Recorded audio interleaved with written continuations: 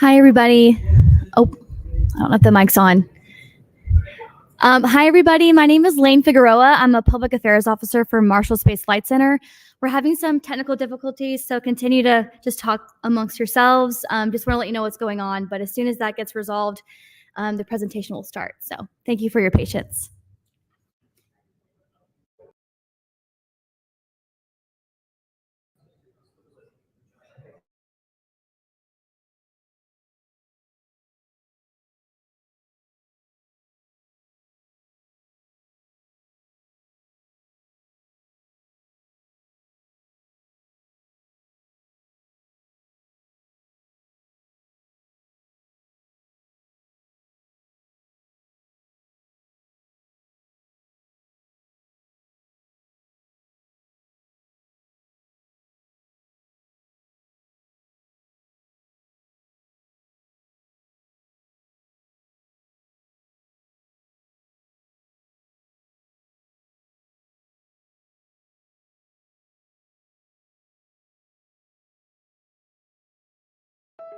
On Earth, we can light the darkness, power our lives, supply energy for the world's needs.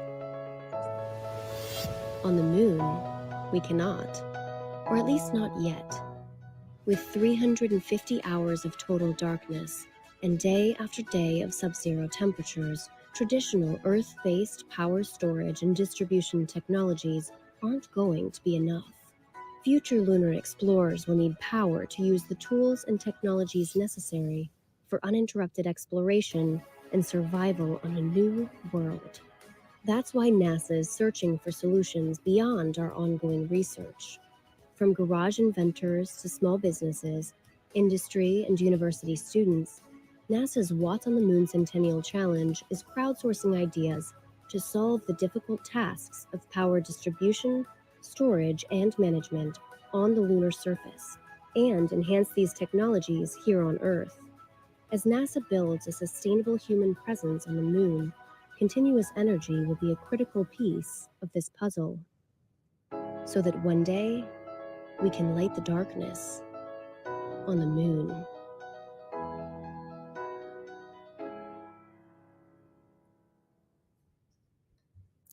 Well, hello, everyone, and welcome to the finale celebration of NASA's Watts on the Moon Challenge.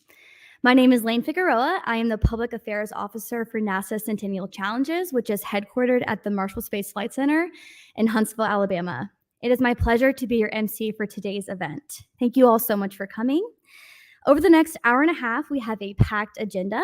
In a moment, we are going to hear from a few of our VIP guests who have so graciously agreed to contribute their perspectives and thoughts on this 4-year, $5 million challenge.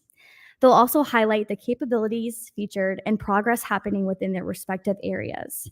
After hearing from our dignitaries, we'll switch gears and invite each of our 3 finalist teams up to talk about their solutions. They'll cover how they approach the challenge, their time competing, and their visions for the future. And then, of course, we'll conclude with awarding $1.5 million to our top 2 finalists. Please note that we will not have time to do a Q&A during this program today, but if you are here with us in Cleveland, we encourage you to hold those questions for after the ceremony when our teams will return to the promenade and we'll be able to continue the conversations. Thank you so much for understanding. So without further ado, let's get started. I'd like to welcome up Kirsten Ellenbogen, the president and CEO of the beautiful Great Lakes Science Center here in Cleveland, Ohio.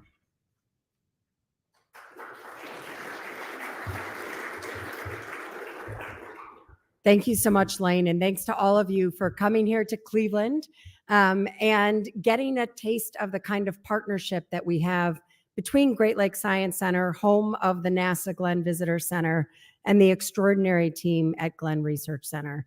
It is an honor to be one of just 11 of these visitor centers across the United States.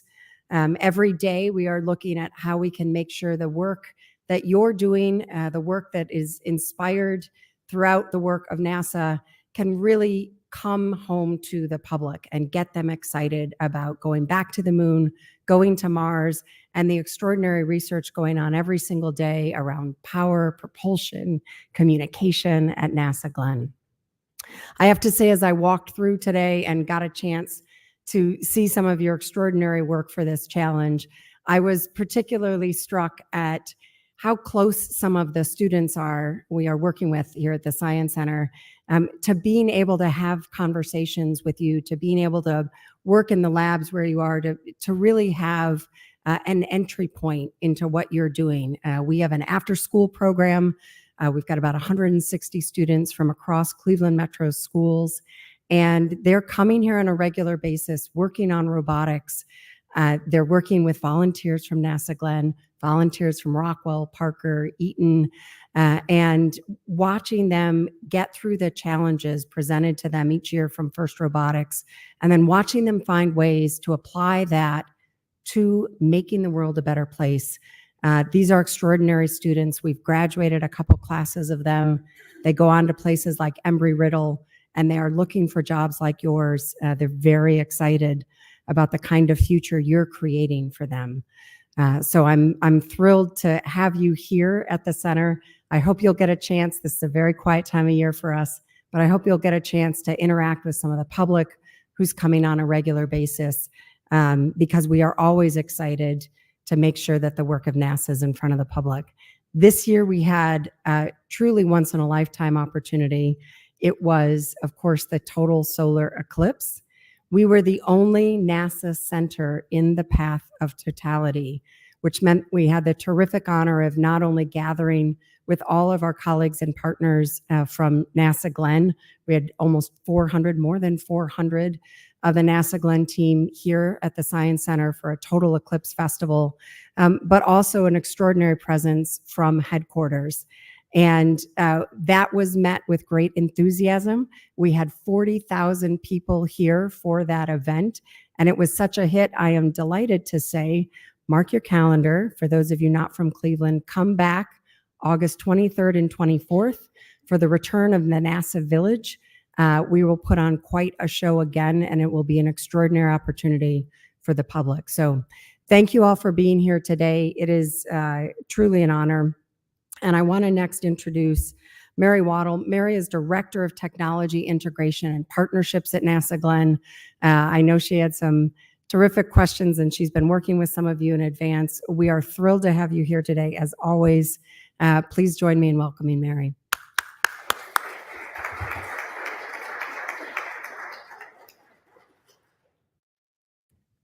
Thank you so much, Kirsten.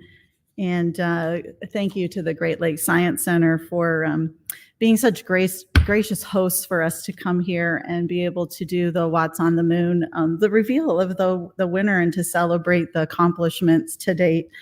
One thing, Kirsten, because you and I get to see each other from time to time, I love that we have the shared passion of science and inspiration. And also, we just had a little chat about the next generation as well. When I was growing up, it would have been wonderful to have a place like this. And it's cool for me that I was able to bring my children here and also get that and maybe inspire a bit of science in them. Another passion I have is to get to work across all the NASA centers over my career, which has been 36 years here. And we have the fortune of having 3 NASA centers represented, right? NASA Glenn, you've already heard, NASA Marshall Space Flight Center. And thank you so much for working in this collaboration to have this event here at our NASA Visitor Center.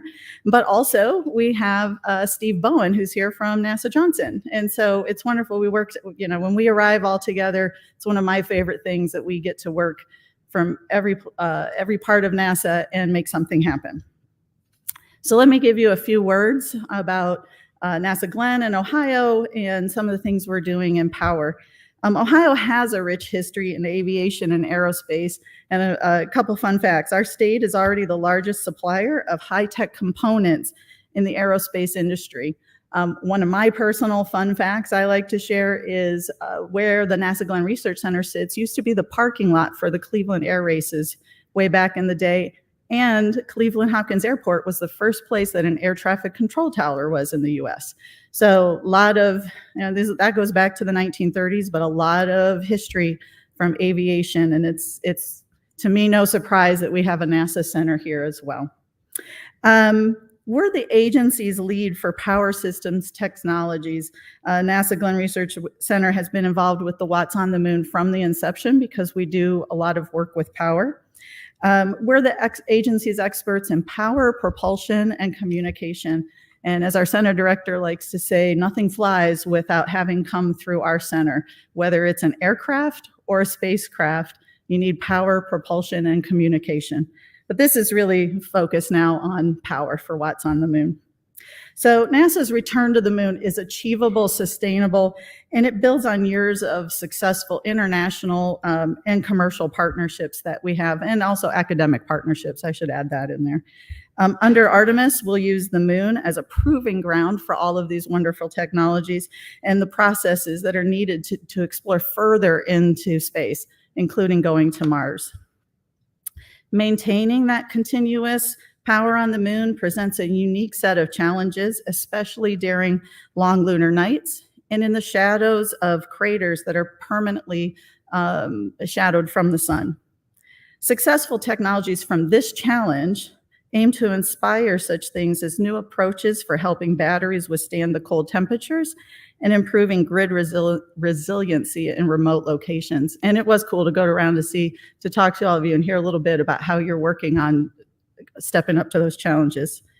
It's important to note that when our innovators develop technologies for aero or space missions, we also create solutions here on Earth. And one of the coolest parts about my job as Director of Technology Integration and Partnerships is that I get to work on transferring that technology outside of NASA to industry, academia for use, whether it's in a space or aero-related thing, or actually just some other function here on Earth. And that part is really neat. I'll give you one example. We this past year, we patented, or we had the patent already. We commercialized through licensing 4 US companies licensed an innovative alloy called GRX810. And it will increase the durability of rocket engines and jet engine parts in the years to come.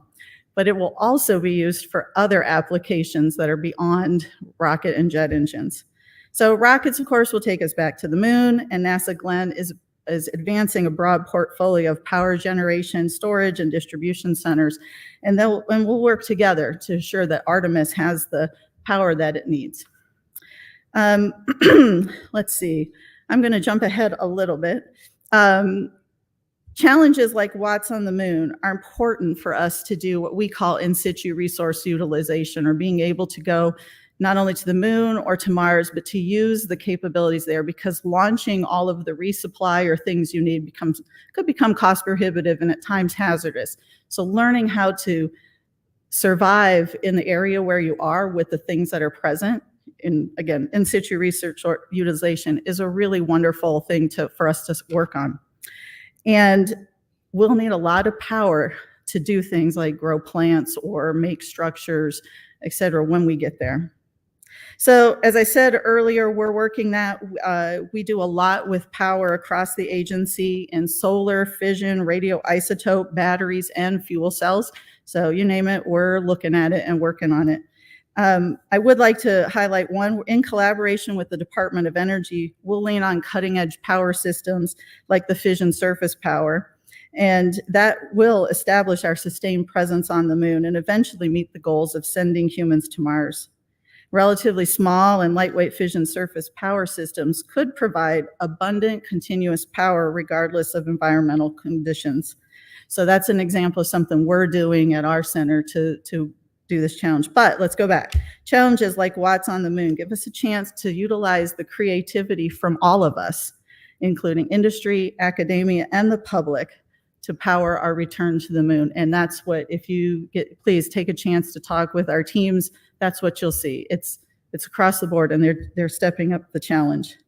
And we also look forward to seeing how their solutions will have important applications for here on Earth, because I can guarantee you each one of them learned something that can be used here on Earth, as well as out in space, and potentially an electrified aircraft as well. So finally, I want to do some thank yous. A big thank you to the Level 3 finalist teams who have traveled here from near and far to be here today with us. Orbital Mining Corporation from Golden, Colorado, the University of California, Santa Barbara from Santa Barbara, California, the Ohio State University from Columbus, Ohio, and Michigan Technical University from Houghton, Michigan. They were helping me in advance. And thank you to the following people for bringing this challenge to its epic conclusion. Denise Morris from Marshall Space Flight Center and the Centennial Challenge team for making the challenge possible. To Rob Button and his team of experts at NASA Glenn for formulating and executing this challenge. To the NASA Glenn facilities folks for welcoming the finalist teams into their thermal vacuum chambers for testing. For Elisa Ferguson, Jamie Elliott, and Hero X for being the catalysts behind the success of this challenge through their thoughtful handling of the competing teams and the many behind the scenes logistics that need to get done every time we're doing something here. And I would be remiss for not doing a shout out for Aaron Brister, who's in my organization, because when I came along and said, Aaron, hey, I got a great opportunity for you. Would you like to work with Rob to work on some project management in NASA? He said yes. And Aaron may, the next time I'm coming around with a great opportunity, may be a little reticent to say yes, but at NASA, we're all about lessons learned. So, and finally, up next is going to be astronaut Steve Bowen. Steve was the first submarine officer, a U.S. Navy captain, to be selected as an astronaut by NASA. He's a veteran of several space shuttle missions. He was particularly on STS-126. It was the 27th International Space Station Assembly Mission. But more for me anyway, more cool was your recent foray into space. You were launched up to the International Space Station as commander of NASA's SpaceX Crew 6 mission aboard a SpaceX Crew Dragon spacecraft on March 2nd, 2023. And you splashed down safely off the coast of Florida in September 4th of 2023. And when I was looking at it last night, I was like, oh, it was just over a year ago. And most likely my husband and I saw you fly over from Ohio because we run out to look at that when we do the tracking. So he's logged 186 days in space over his increment Expedition 69 for a total of 227 days in space on his 4 flights. So ladies and gentlemen, please welcome Steve Bowen.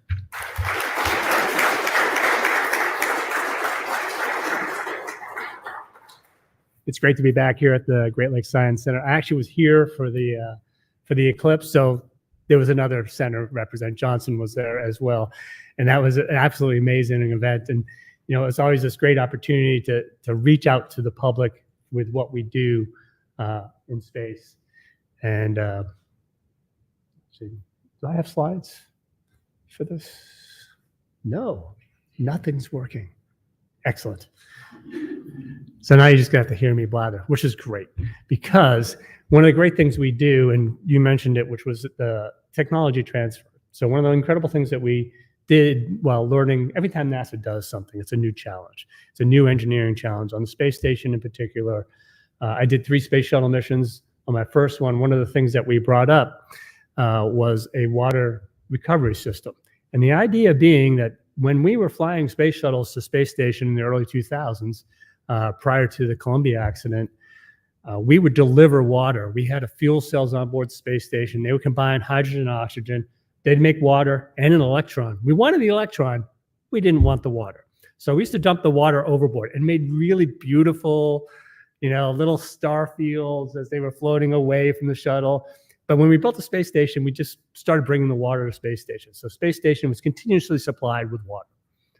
We're retiring the space shuttles post-Columbia, and we had to find a system that would allow us to maintain the water level on board the space station.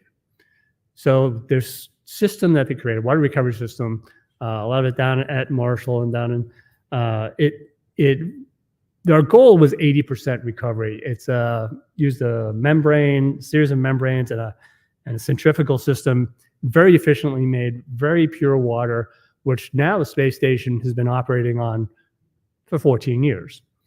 Our original goal was 80%. During my mission last year while we were on board, it was somewhere over 95% recovery, which is absolutely amazing. Now, the amazing thing about it is that technology has been transferred here to Earth, which is the real reason we go to space, to make life better here on Earth. And as we're going forward with our various challenges, centennial challenges, what we're really learning as we ask ourselves questions we never would have asked. We would never ask these questions had we not been challenging ourselves with trying to put power on the moon. You know, those questions provide answers. We get technical solutions that then we can take that concept and bring it back here to Earth, and really does make life better here on Earth. And that goes all the way back to the beginning of NASA. And that's, you know, honestly, that's probably one reason after 24 years, I'm still an astronaut. I'm still excited. I was so excited I voluntarily came up here for this event because I thought this was so cool. And you probably noticed as I was walking around to each of the tables, I probably could have spent half hour, 45, maybe a few days with you guys asking questions and poring over this, because this is what is truly exciting. Because you're challenging yourself not only, you know, with the problems here on Earth, but then we're trying to simulate an environment we've never really lived in, a place we've never really been. So we will do our best to model and understand what those challenges would be. In this case, you have no atmosphere. You have a different radiation environment. You have an extremely different thermal environment, very different even than what we have on the space station. And that ability to store and transfer power often gets ignored. We hear this discussion even now here in the United States. You know, we like to put power systems that get generated not where people live, but you still have to get it to where people live. So that transfer of energy often gets overlooked in all of our discussions about it. You know, we'll find ways. Glenn is obviously working on tremendous systems to generate power. But how are we going to transfer that and store that over time? That is a very, very critical question. And so having the opportunity to go around and hear some of the different solutions and the different concepts really makes me excited to see where we go from here. And so I would like to congratulate all of you on making it so far to this event. And I'm really looking forward to, there was something at each of those tables that I was like, that's really, really great idea. I hope they take that further. And going forward, you know, there's an old slide I use, mostly because I used to use it as a joke. And so it's sort of an orange colored picture of EVA crew members rappelling down the side of a cliff on Mars. And for years, I've used that as a joke because there was no spacesuit I can think of that I want to be rappelling down the side of a cliff on Earth, let alone on Mars.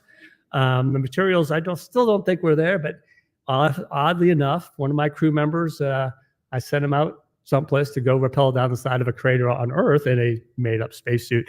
So we might actually be doing that sort of thing. So a lot of these concepts, these ideas that were sitting in my head as science fiction, not possible, you guys are bringing to fruition. And that image of having people exploring on Mars, you know, how do we get there? Once we're there, how do we stay there? And so the technologies you all are developing and looking into, I find incredibly excited. But then again, if I didn't find those things excited, I wouldn't be here.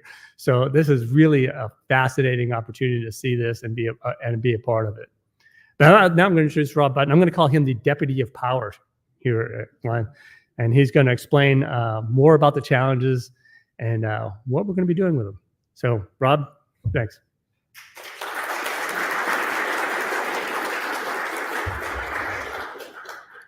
Thank you, everyone.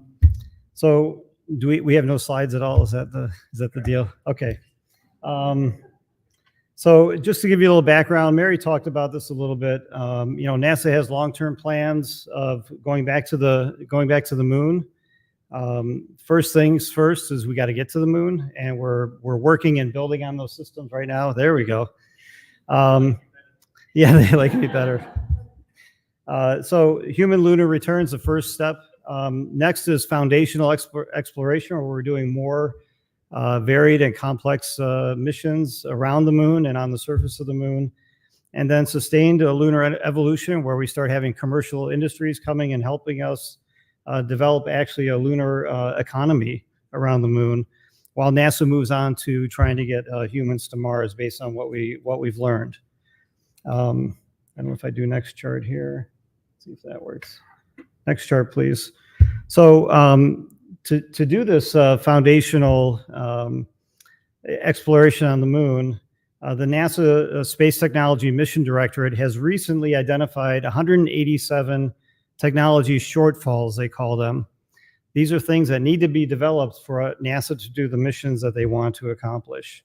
And this challenge was actually formulated to address two of those specific shortfalls. Long distance energy transmission, as we talked about, you've heard before, and energy storage on the lunar surface where the environment is very challenging. The missions that are expected to need these technologies, first off the bat, fission surface power. We're planning to put a nuclear fission source on the moon, generating 40 kilowatts of power. Because of the radiation, nobody can be within a kilometer of that, so we've got to move 40 kilowatts of power at least a kilometer distance away. And one of those users is expected to be in situ resource utilization, which takes a lot of power to change the resources at the moon into something that we want to use. And then lastly, surface habitat. The first time where we're going to have an asset on the lunar surface with astronauts visiting for long periods of time, and where there's going to be extended periods of no sunlight. It's going to have solar panels, but we're going to need extensive energy storage to keep that habitat operational while the astronauts are there continuously. Next chart. So based on all that, 4 years ago, we formulated this NASA Watts on the Moon Challenge. And it was a two-phase competition. Phase one was all conceptual designs. We had 3 different design reference missions that we asked companies to address. We had lots and lots of entries. That was September in 2020. And in May of 2021, we had a lot of subject matter expert judges that judged all these proposals and awarded $500K in prizes to 7 phase one winners. About a year later, we finally did get approval to enter into phase 2 of the challenge. And phase 2 is always leading up to some kind of hardware demonstration. And so the first phase was, again, we need your concepts. Give us some conceptual designs. And we formulated one challenge, transmitting energy over 3 kilometers and being able to store that energy for users on the lunar surface. Later that year, we had, again, NASA judges judging the proposals, and we awarded 7 phase 2 winners, each winning $200K for their conceptual designs. And basically, we asked them, now you guys have to start developing prototypes. So back in April of 2023, we started going around to all the competitors. We did site visits, seeing how far they had made in developing their prototypes, improving the feasibility of their concepts. And based on those visits, we selected 4 teams to move on to the finals. And we awarded them $400K because now they need money to really develop hardware that's going to be challenge. It has to go through a challenge test at NASA Glenn. And we finally did those challenge tests back in August, just a month ago. And today we're here to basically tell you the results of those tests and award $1.5 million in prizes. Next chart. So what was that challenge test look like? It was a 48-hour test in a simulated lunar environment, so full vacuum, very, very cold conditions of minus 190 degrees Celsius, which is minus 310 degrees Fahrenheit. And the teams had to put hardware in a vacuum chamber that could transmit power over, we had them use 30 meters of cable. We couldn't put 3 kilometers of cable in the vacuum chamber. And they had in each 24 hours, we gave them 6 hours to charge their battery and 18 hours to just discharge their batteries. And we did 2 cycles of that. The unique thing about this challenge is we formulated it just like a space mission. And that is, in a space mission, we typically have the technologies that will work in that mission. But if we're not careful about mass, we don't have the launch vehicles to get them where they need to be. And so we formulated this challenge so that there was no judging at the end. We measured the mass of the hardware. We applied some penalties for some inefficiencies that would cause the power source to be a little bit larger. And at the end, we had the lowest mass solution wins. So we didn't really have any judging other than we filled out a scorecard, and the scorecard determined who was the winner. Next chart, please.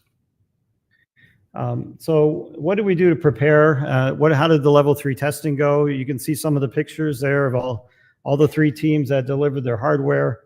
Number one is we had to get the facility ready. So we upgraded one of our large vacuum chambers. Actually, it's not very large compared to the ones we have at NASA Glenn. They're actually considered pretty small. But we added a liquid nitrogen cold wall so that we could achieve the lunar surface temperatures. We developed electrical support equipment and automated data acquisition system. And that system is the one that gathered all the performance information from the competitors' hardware that determined the winners. We conducted extensive safety reviews for the hardware. This is the first ever test that I know of at NASA or anywhere else where we're testing high voltage power transmission and very large batteries in a simulated lunar environment. So that was a very large challenge that our facility engineers and our safety engineers helped us all get over and get approval to run these tests. And then we had of course, we had some last minute schedule adjustments because of a late cold wall delivery, but we got it all done. You can see some of the testing pictures there, the teams getting ready to test our hardware. And our NASA facilities almost worked flawlessly. And the vacuum chamber, those guys set up the vacuum chamber, got the cold wall working on day 1, and they left, and we didn't see them until 2 days later. I mean, that system was completely flawless. We did have an instrument problem with our data acquisition system. It caused us to have to really quickly switch into a manual 24-hour day operations. There's a picture of me at 2:40 a.m. Keeping an eye on that, and we did have to manually restart that a couple times. But after that first week, we swapped out that instrument, we got it fixed, and everything worked perfectly after that. Next chart. So what is the value of this been to NASA, of this challenge? Number one, it really helped illustrate to us the technology readiness of the various power systems technologies. We purposely formulated this challenge to allow multiple power technologies to compete against one another. And if you went around looking at the tables earlier, you'll see a lot of the teams had the same types of solutions. They had batteries, they had cabled power transmission. So it speaks a little bit to us about the readiness of the other competing technologies that we might be wanting to look at on the lunar surface, and really speaks to us about where do we have to invest, because some of those technologies on paper will perform better than some of the technologies that we saw in this challenge, but they're just not ready yet. And so that to us tells us where does NASA have to invest our money. We saw innovations in system designs anywhere across all the teams. The approach to thermal management, the approach to energy storage, and the sizing of that energy storage, how they handled the high voltage conversion, and their cable design and optimization really told us a lot. It reminded us of the importance of testing to reduce performance uncertainty that affects your design and your mass margins. I don't know if we'll get into it later, but it was the margins and the designs that determined the difference between who won and who didn't win in this competition. And it was really important. And you could talk to the teams. Well, we had to put those many batteries in because we couldn't test it in a vacuum chamber. We didn't know how much heat we need to keep things warm, and so forth and so on. It really, really shows you how important that is. And I think, personally, to me, I think one of the most important things are the skills that were developed, not only in the teams, but in each individual who worked on the team. They've now worked on a NASA project. They worked to design hardware that has to go and perform in very difficult environments. They're now going to take those skills and experience out into industry. Maybe they'll come work for NASA, but they're going to be available, and they're going to be very valuable to the U.S. industry as we move even more and further into space. And lastly, a lot of thank yous. We couldn't have done this challenge without a large team of dedicated folks. First, for the Centennial Challenge program, Denise, Kim, and Naveen, and Savannah. Without your leadership, this challenge wouldn't exist.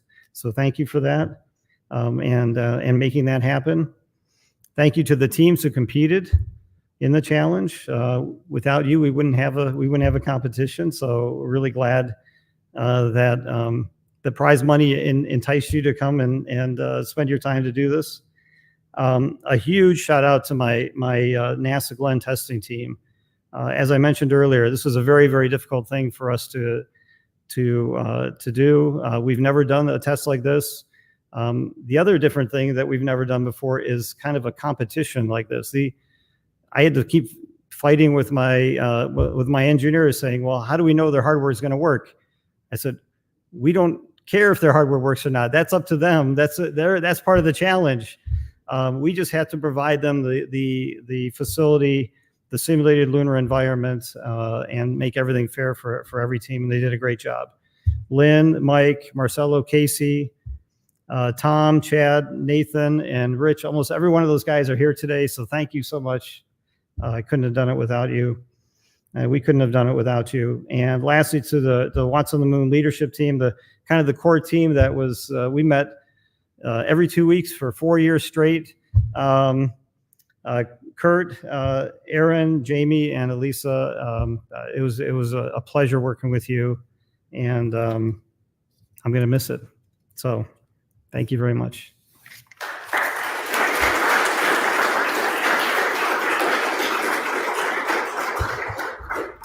All right. Thank you so much, Rob. And thank you to Kirsten, Mary, and Stephen for your thoughtful remarks. At this time, we're going to transition to our team presentations. So I'd like to begin with Orbital Mining Corporation, a technology startup from Golden, Colorado.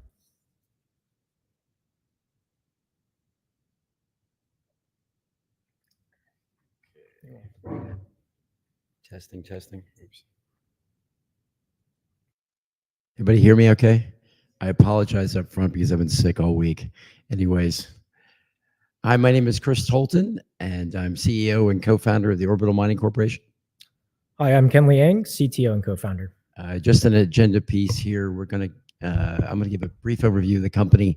Ken's going to walk through what we did for Watts on the Moon, then I'll give a couple notes on commercialization. Big picture, OMC is a space mining and power startup. We formed the company 9 days after winning phase 2. We're based in Golden, as you guys know, at Colorado School of Mines. Our mission is to mine the moon by the end of the decade, and power is going to be the first step. Next slide, please. Okay, so why mine the moon? Best answer, in my opinion, is because it'd be a great place for a gas station for rockets. And why is that? Well, if you look at lunar regolith is about 40% oxygen. Water ice has been detected at the poles, and it's a lot easier from an energy perspective or a delta V perspective to push stuff from the moon than it is from where we're sitting right here in Cleveland. Next slide. So what's our strategy going to be to build this gas station? And our strategy is going to be P cubed, which stands for power, prospecting, and propellant. Next slide. So It's exceptionally difficult to put power on the moon. The reason is mining is very power intensive. If you look at mining, worldwide, it uses about 5 to 10% of the world's electricity on an annual basis.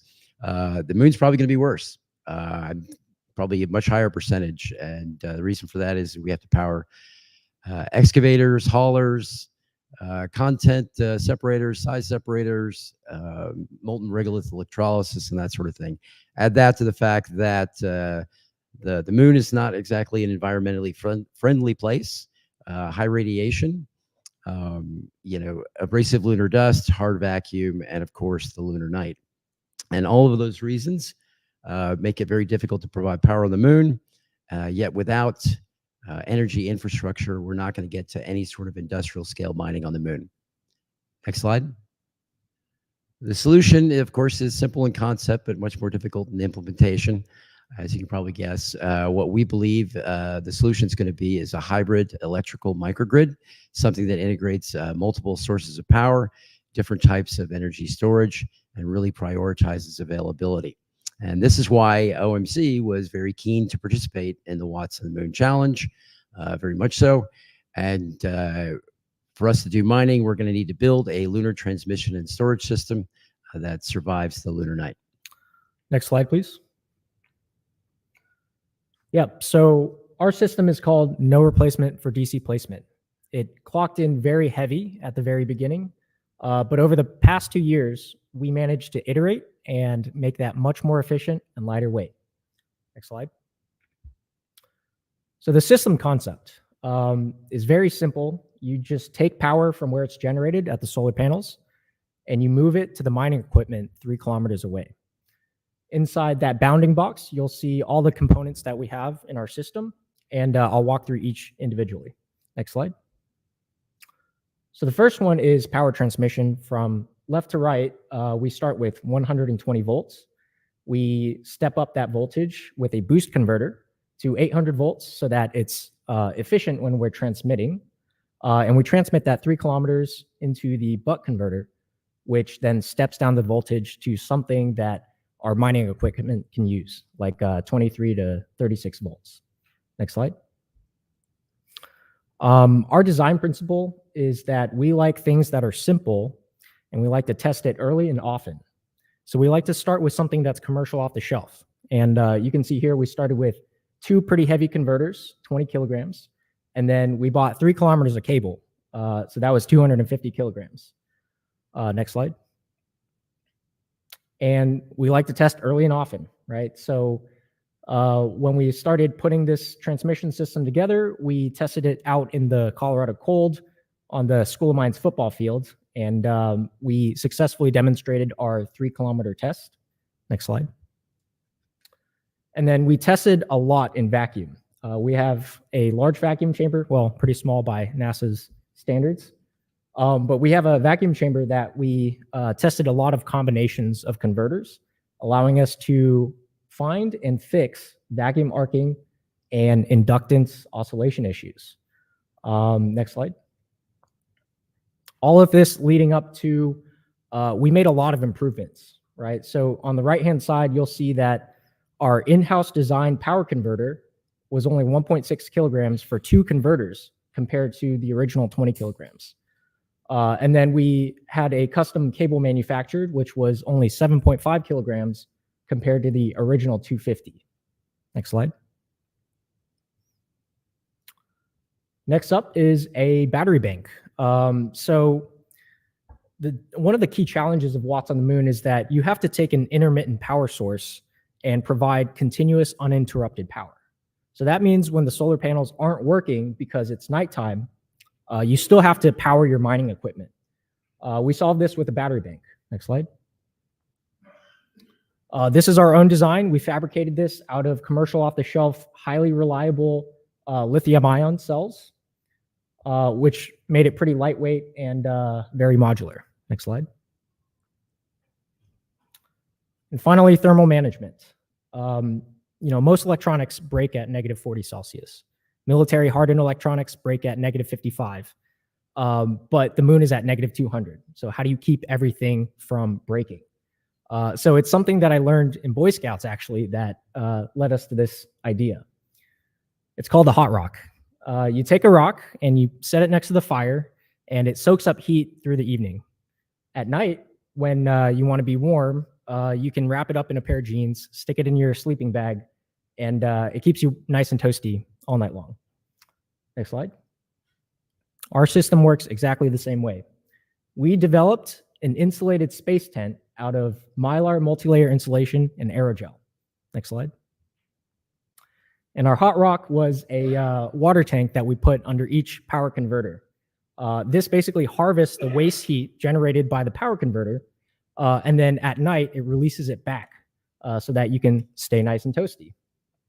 Next slide. So, we believe in simple designs and testing early and often. This is probably the simplest design that you could come up with for this challenge, but we pair that with a lot of testing.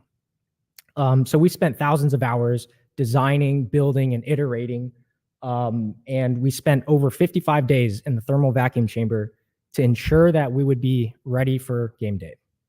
Next slide. So our system takes power at 120 volts, transfers it to 800 volts, transmits it for 2 miles, and then brings it back down to something that a load can consume. And we provide uninterrupted continuous power for the entire 48 hours in cryogenic cold vacuum. And I'm proud to say that Orbital Mining Corporation had a 100% uptime power delivery, and we call that a mission success. I'd like to thank the team. We couldn't have done it without a great engineering team, so thank you very much. And of course, we have a fantastic team of partners. Next slide. Thank you, Ken. Just for the agenda, once again, we gave the overview. Ken walked you through what we did during Watts of the Moon. Now I want to just mention a couple of things about commercialization. So using the wonderful converters that Raimundo made, we intend to offer 2 kilowatt DC converters to power avionics in the cockpit for a new fleet of electric aircraft. In addition to that, after spending a lot of time in the testing arena, we're going to offer thermal vacuum testing services for space components. And then finally, for space, we're going to build out all that lunar mining infrastructure that we want to use to mine the moon by the end of the decade. Thank you very much. And Raimundo, Ken, and I will be happy to answer questions after the presentations. Thank you. Thank you, everyone.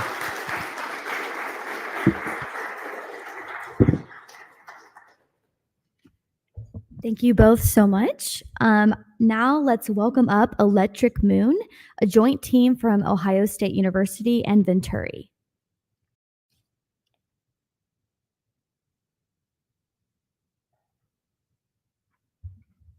So I'm Professor Jing Wang from Ohio State. I do have my team, actually key members of the team here.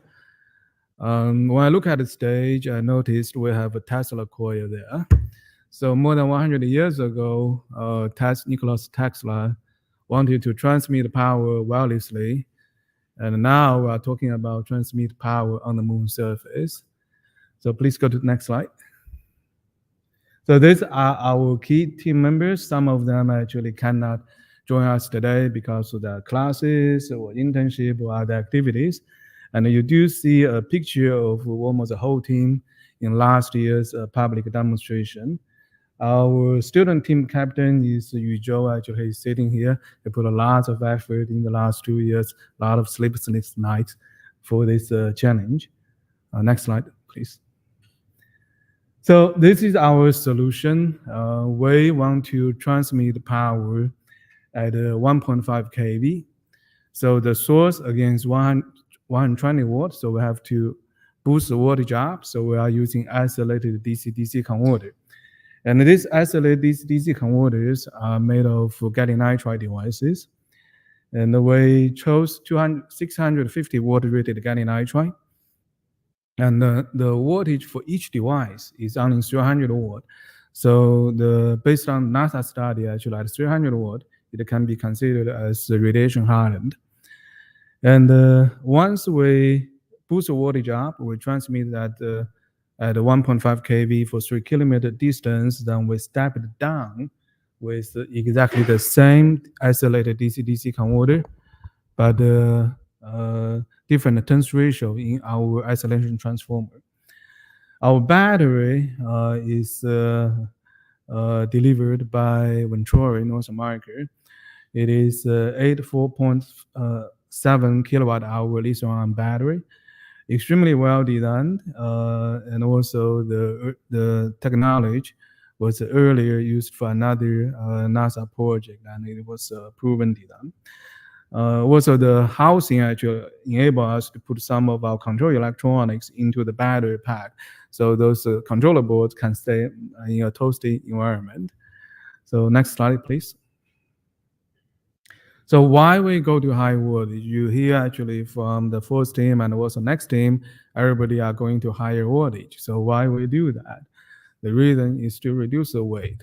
So if you look at this pie chart of our system in terms of the weight distribution, you can see the weight of the cable is only 16.1 kilogram.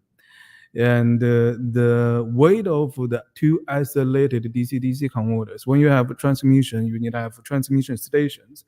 So these are the DC-DC converters, and you need to have transmission cable. And the weight of our transmission stations, the isolated DC-DC converters, two of them together is less than 6 kilogram. So indeed, this is telling you need to go to higher voltage to reduce the weight of cable without a lot of penalty on the weight of on the power electronics. So next slide, please. So the key innovations, the first thing is that we have this particular circuit topology, which is a modular multi-level converter with isolated transformer, and it's high frequency isolation transformer. And in each submodule, as I mentioned earlier, it has gallium nitride devices, and we're operating them at the voltage that can be considered radiation hardened.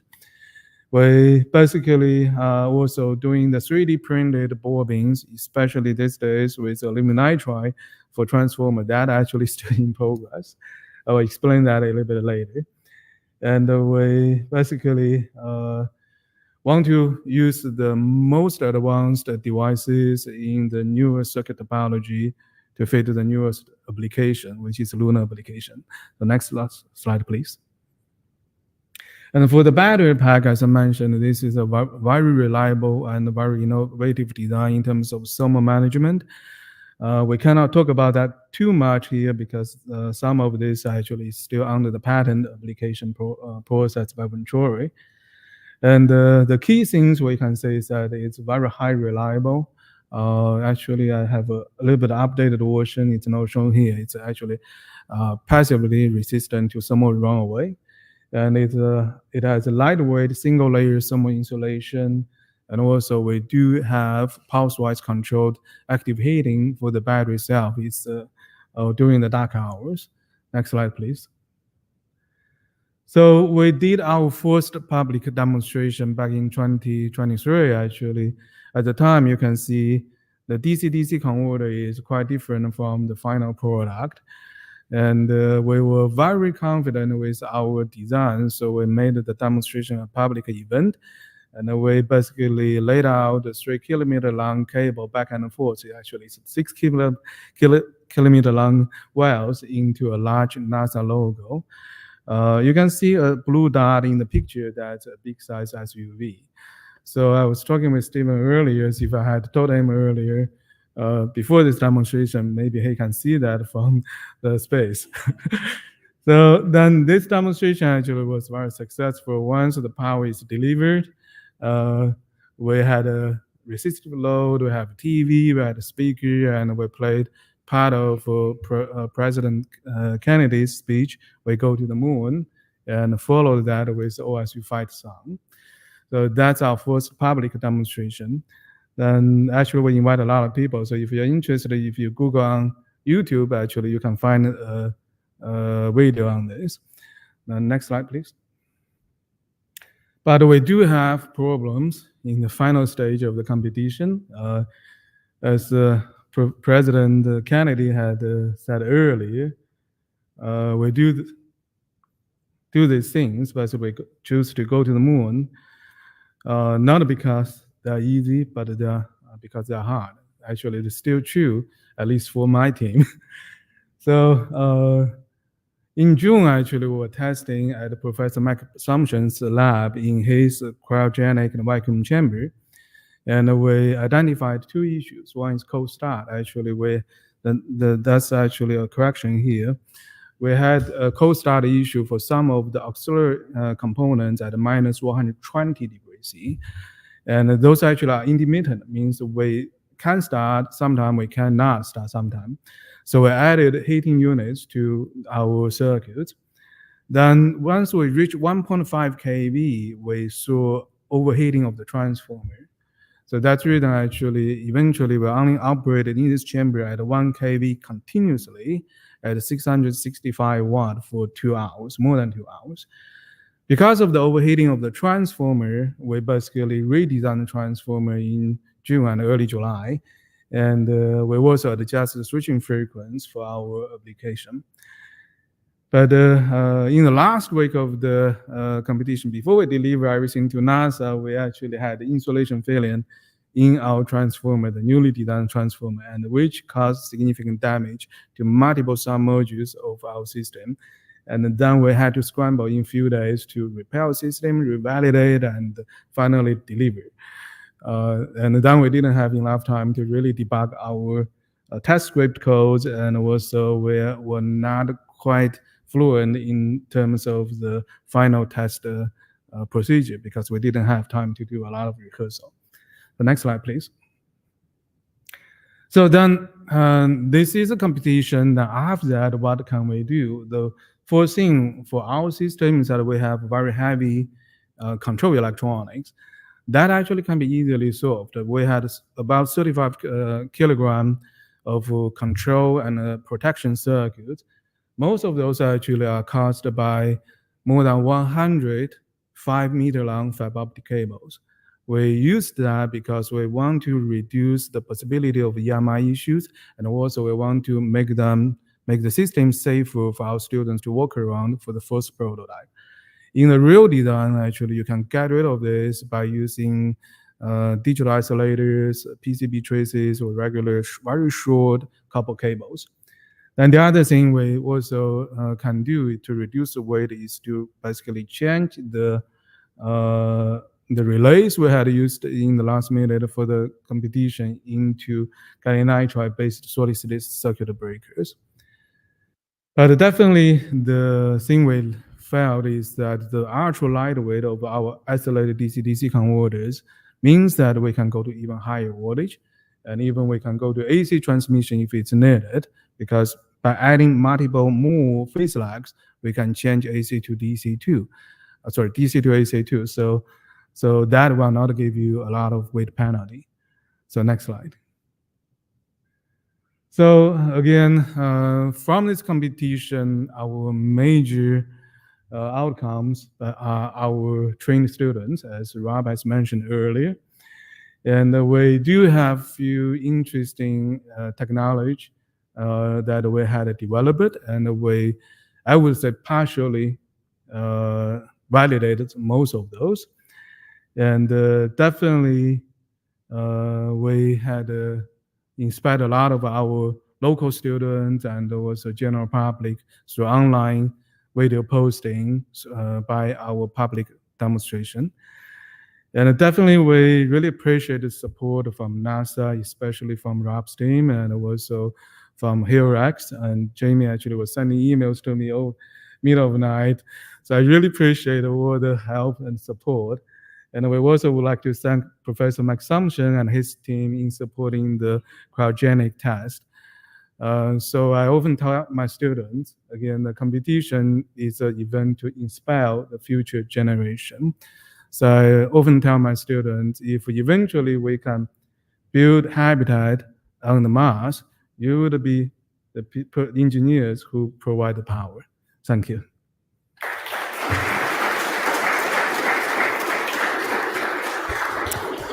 Thank you so much.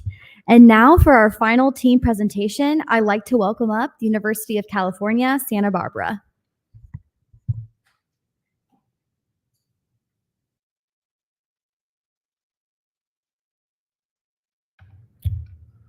Great. Since there's no clock here, I will start a clock. So hopefully. Actually, maybe I won't. Okay. So our program is from the University of California, Santa Barbara is called Helps for High Efficiency Lunar System, Power System. Okay, next slide, please. So the one on the right, you might realize, is the wonder of AI these days. We just said, make this, and voila, it made it. If only this program were so simple. The objective here was to provide a order kilowatt transmission over 3-kilometer distance in a high efficiency and low mass configuration, be fully autonomous, auto fault tolerant, and operate at cryogenic temperatures. However, for us, we looked ahead. So we didn't actually attack the problem purely from the point of view of what Watts on the Moon desired, but rather what we knew was going to be needed to really put Watts on the Moon. So we wanted to look at something which was extendable to higher power, longer distances, extendable to lunar day operation in addition to lunar night, and ideally capable of virtually any input of power, solar, nuclear, etc. And all these objectives were met. I'm concerned this may be the wrong version, but we'll work through it. We'll see on the next slide. Next. Yes, the wrong version. It's okay. Anyway, large number of team elements. Some of them are shown here. And if you come by our table, we'll show you the rest of the team, which didn't make it on this version, apparently. Anyway, it was a group, obviously a group project, and a lot of people contributed, including a lot of undergraduates, which aren't shown here. Anyway, a wonderful team. They'll come by and meet us and say hello. Next.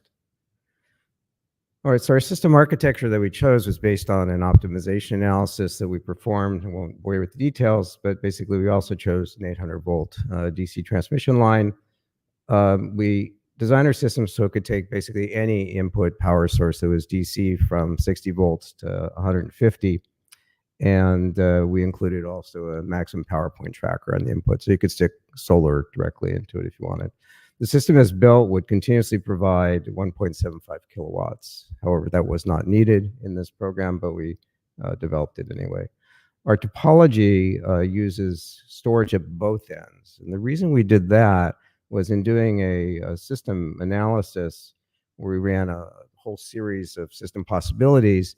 The lowest mass case turned out to be to distribute the storage on both sides. And the reason for that is you can get lower average transmission power down the transmission line by doing that configuration. This is a little bit specific to the Watts on the Moon program, which had an intermittent input power source. Okay, next. So transmission lines. We spent a lot of time looking at various transmission line configurations. And we have a lot of experience in cryogenics and some in superconductors. So what we went with for this program, as you'll see, compared to some other things we worked on, was an optimization analysis based on normal metals, namely non-superconductors, though we did also develop superconductors that I'll show you, assuming this is the right version. When you look at lower voltages on the transmission line, you are conductor dominated in terms of mass, i.e. you need a larger conductor for a certain power loss on the cable. When you go to higher voltages, you eventually become insulator dominated for breakdown. So there's a mass minimum in between. And what's shown on the left panel is mass versus voltage for a variety of assumptions. And on the right panel, importantly, is the resistivity, the resistance of metals becomes less as you go to lower temperatures. And then we did a radiation equilibrium analysis of the cable and ultimately came up with a choice. And I'll show you that in a bit. But all these are very important in designing a real system. Okay, next. We developed multiple transmission lines. We actually developed 4 in this program. 2 of them were normal metal, both copper and aluminum. And then 2 were superconductor based with YBCO, yttrium copper oxide, which is a high temperature superconductor with a transition point around 88 Kelvin, 88.4 to be precise. And then we built a variant of that, which is a hybrid line. So we could operate basically at any temperature from 0 to 400. Our lines as built were custom lines. They are all operational to greater than 3 kilovolts.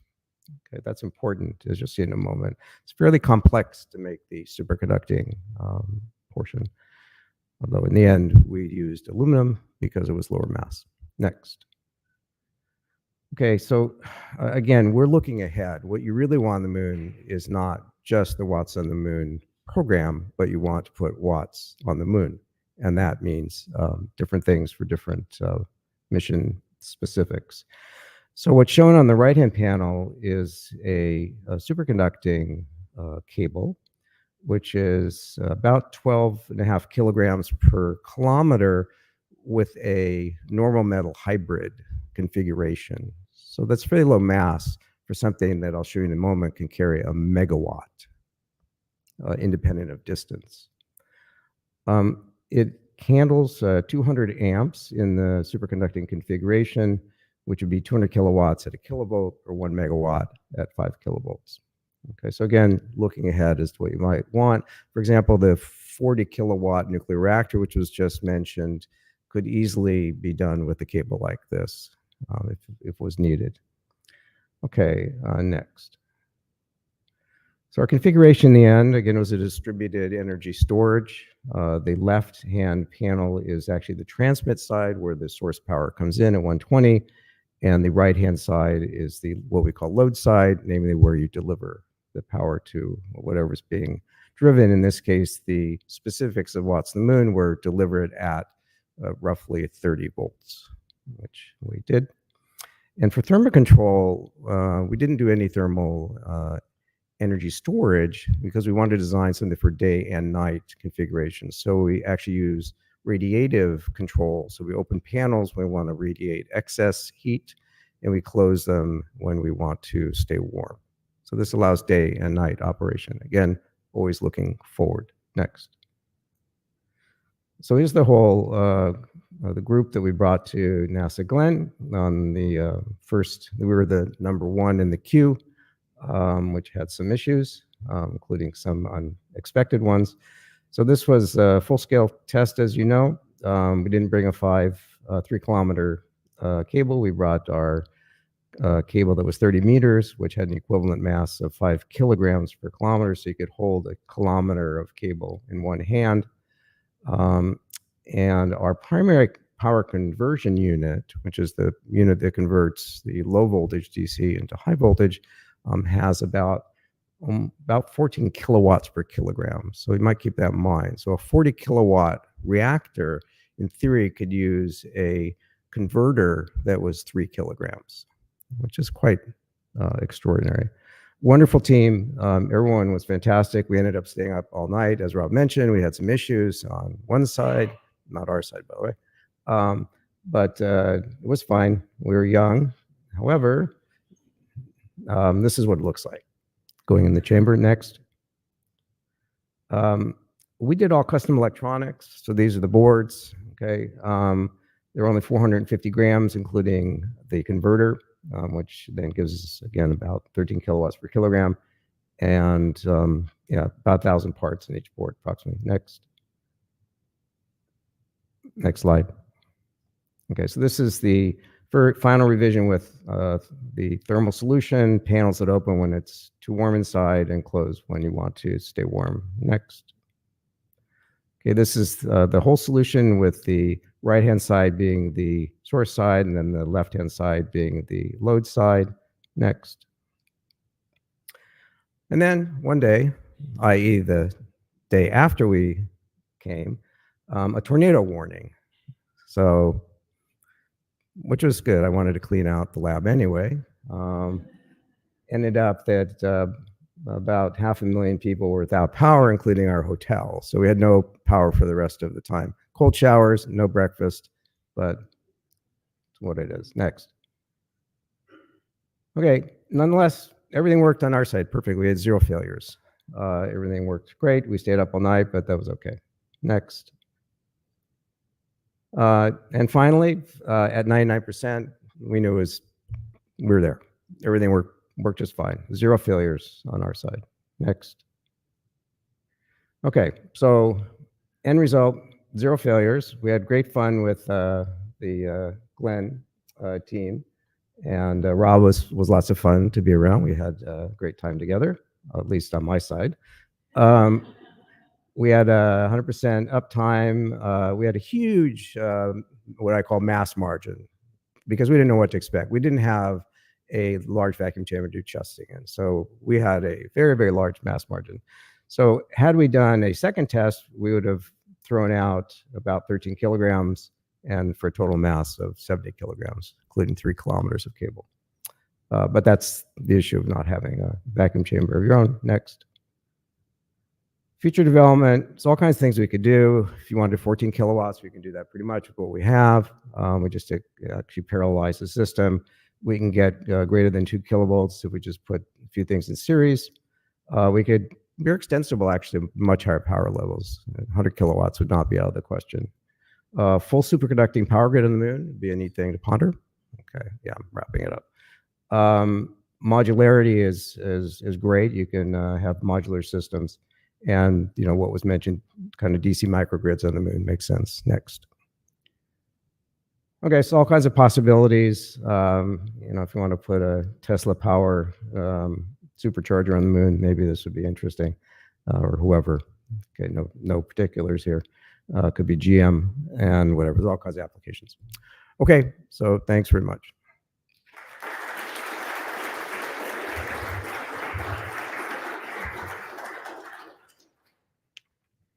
Okay, let's give one more big round of applause for all of our team finalists.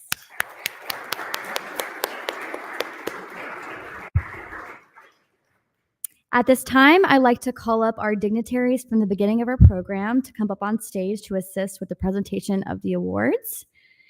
And then I will turn it over to Elisa Ferguson. She is the lead challenge designer and consultant for the What's on the Moon Challenge, who will take it from here. Thanks so much, Lane. We are getting close to the moment everyone has been waiting for. Okay, so I'm Elisa Ferguson. I support NASA's Centennial Challenges through the Jacobs ESCA contract at Marshall Space Flight Center. I'm so proud to have been part of an amazing group at NASA and HeroX that designed and operated the challenge over the past 5 years. Thank you all for this opportunity. Back in 2019, before we even launched What's on the Moon, a diverse group of folks from NASA, industry, academia, NGOs met in this actual room for a workshop to discuss some of the barriers and goals for the challenge. At the core of that discussion was that on Earth, we take energy for granted, but on the moon, we don't have that luxury. On the moon, there's daylight for roughly 2 weeks straight, followed by a lunar night of equal duration. During the lunar night, there's no sunlight, and temperatures plummet below negative 200 degrees. And in some places, specifically the permanently shadowed regions at the lunar South Pole, the lunar night isn't just 2 weeks, it's endless. Constant cold and constant darkness. So NASA's goal is to develop a sustainable presence on the moon that will generate new opportunities and new markets. But how do we do that in such a harsh environment? A fundamental and necessary step is developing robust and reliable power systems.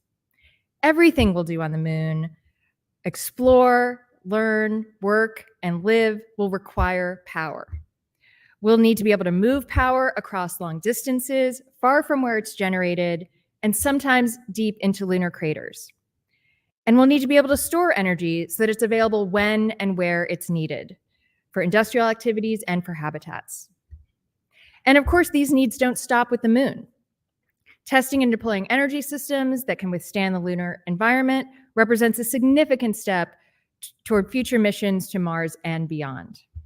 In that way, the What's on the Moon Challenge is not just about powering the moon, it's the key to a mission that unites us all, a mission to unlock new worlds. The teams from the What's on the Moon Challenge have certainly embraced this mission, employing creativity, scientific rigor, and a passion for pushing boundaries of innovation. I'm so proud to have met and gotten to know all of the teams. Okay, So before we get to the prizes, I'd like to call up to the stage one of our finalists, Team Electric Moon. This includes our folks from The Ohio State University and the engineering company Venturi. So come on up, Team Electric Moon.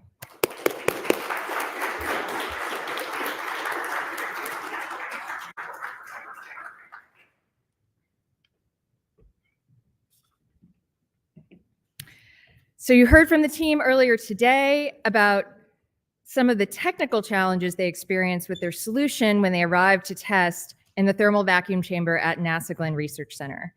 Even though they were not able to conduct the final test, we wanted to recognize their contributions and success throughout the 3 rounds of competition.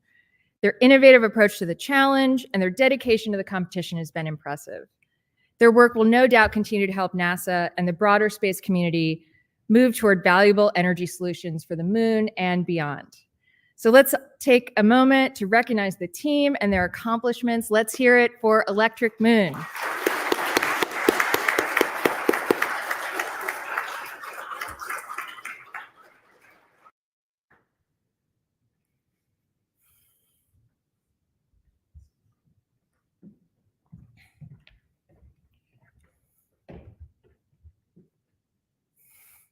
Okay, now I would like to ask our 2 remaining finalist teams to come to the stage. Everyone else come up.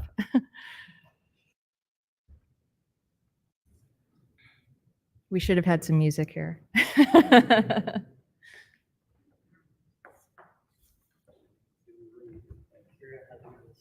Make some room, make some room.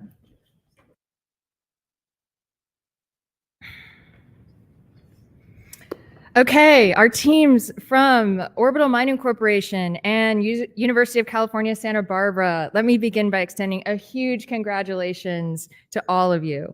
Reaching the final round of competition and completing a successful test at NASA Glenn Research Center is no small feat, and your exceptional work has truly stood out among an incredible group of talented individuals.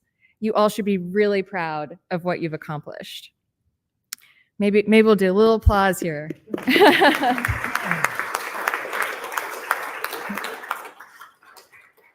And it is now time to announce the prizes. Here we go, the prizes in NASA's Watts on the Moon Challenge. First place with the grand prize of $1 million goes to University of California, Santa Barbara.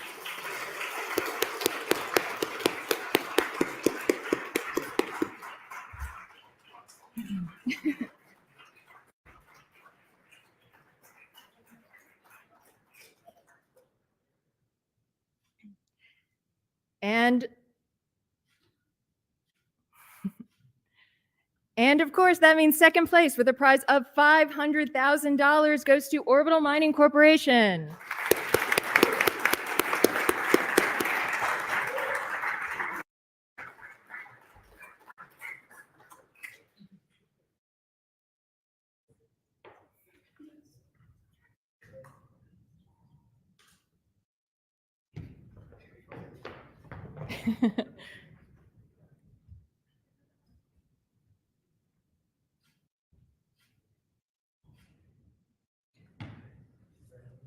Okay, awesome. Let's hear a final round of applause for the winners.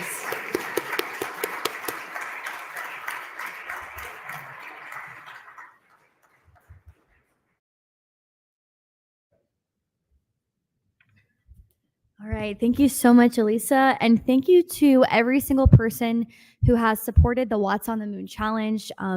Of course, this takes a huge team, a lot of support. So thank you to everyone.